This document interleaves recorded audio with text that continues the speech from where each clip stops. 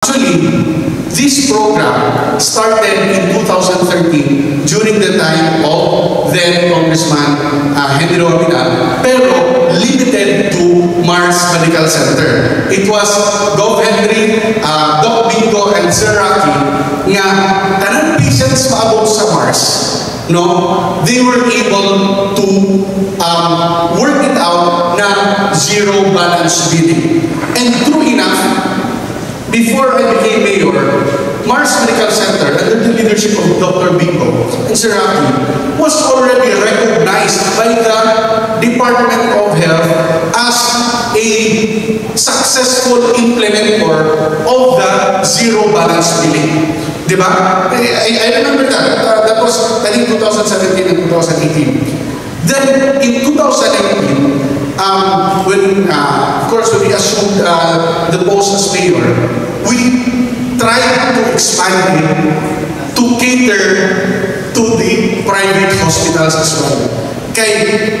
Because of the development of Mars, we cannot control the patients coming from other provinces outside Misamis Occidental, outside District 2, from getting treatment at Mars.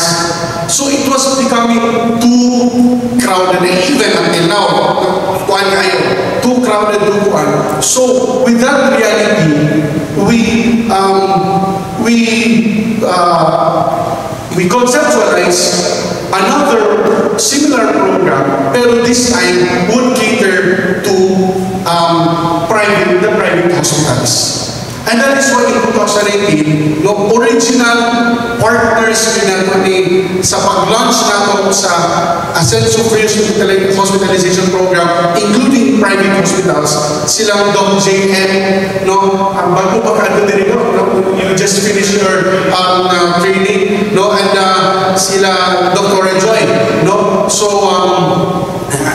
it's true. I called them no, and this program with our councilors, we presented it to the businessmen. We presented it to the businessmen because we appealed for their support. How did we appeal for their support? Bayad mo tax ganaro.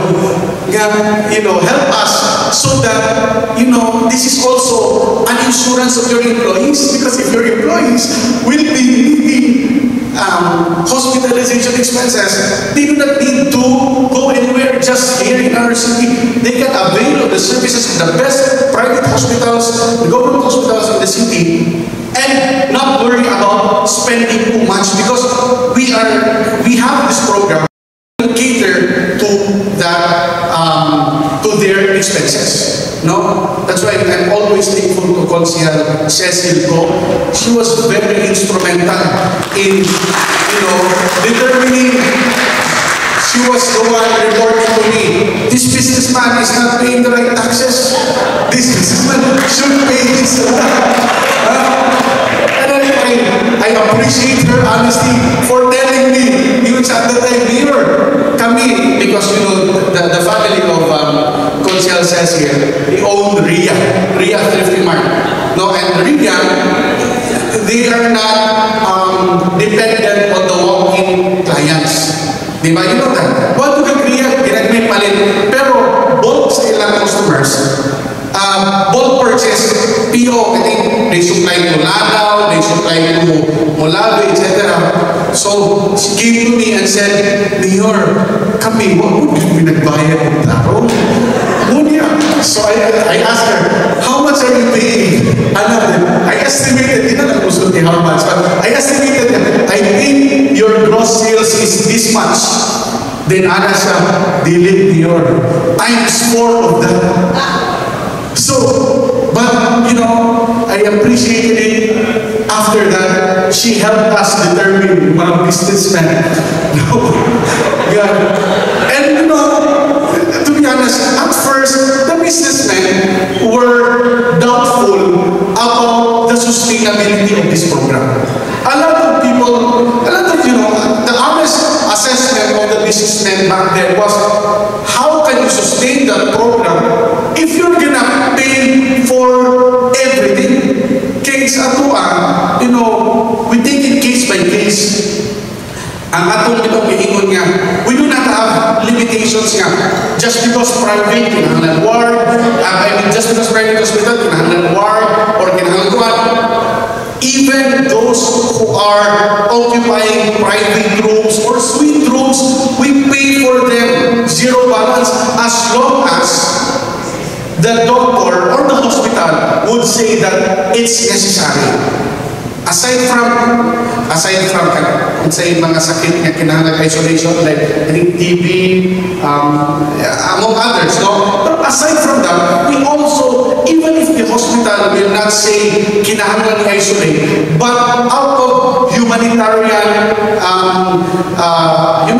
reasons, super senior, 85 years old, 90 years old, we cater to that. No? And Dr. Jerry, this is what I want to explain also. These funds that we're turning over now, these under the Medical Assistance to Indigent Patient Funds, or the MAIF. The MAIF, as you all know, the doctors, the hospitals, there are a lot of guidelines and limitations. Nga, this should say zero. Diba? But in under the Ascenso Free Hospitalization Program, and thankfully isugot ang mga hospital owners, sometimes we do hybrid.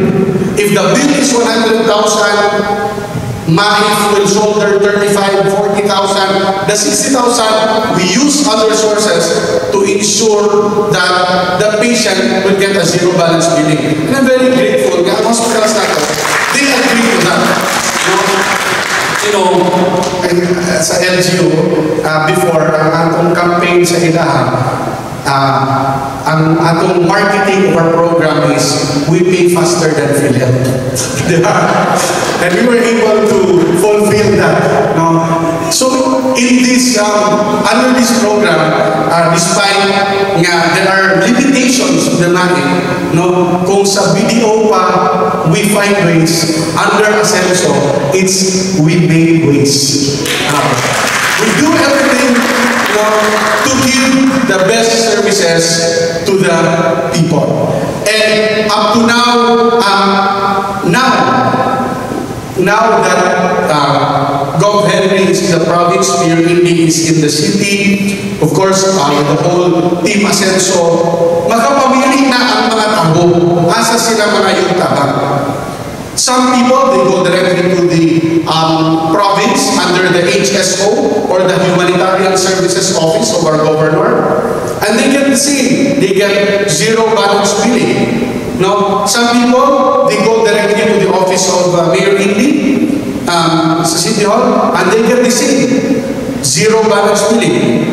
Some people, they go to our office, also in the City Hall, beside the office of Mayor Indy, especially ang atong mga patients from the district, no, Clarin, Conelas, Nacaban, Nodvin, they go to our office and they get the same treatment. And for our office alone, sa ato alang, under sa second congressional district office, excluding Mars, kaysa tinawag lang sa Mars, wala yung ko nagbenta, maulaw ng okay. Daghan na kitang patients na before sa Mars, wala namin nagbenta ni Sir Rocky. But for the private hospitals alone, we have already shouldered the medical bill of close to more than 76 million pesos from July 1, 2022 to July up to today. That excludes Mars Medical Center. That excludes those kiadto kang Gov, and that excludes those kiadto kang Mayor. Sa ato alang ng opisina. And that is equivalent to thousands of families who access help. And I always say nga, not only are we helping the family solve their problem, we are also helping our local economy, because kanang 76 million imbis nagibayad na sa mga tagtuod sa hospital, kanang 76 million nagamit nila sa laing mga paggamitan na unrelated to their hospital expenses.